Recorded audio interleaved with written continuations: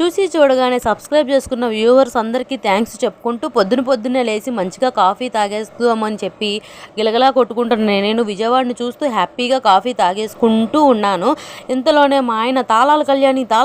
అని గోల్ చేస్తుంటే తాళాలు వెతికేసి ఆయనకి ఇచ్చేసి ఆయన్ని పంపించేద్దామని చెప్పి బయటికి వెళ్ళి చకచకా పంపించేసి అందరి ఆడాల కన్నా నేనే గబగబా పని చేసేసుకుందామని చెప్పి పొద్దున్నే వచ్చి గబగబా వాకిలు ఉడిచేస్తుంటే కోతులు చూసి భయపడి తలుపులు వేసేసుకున్నాను. నేను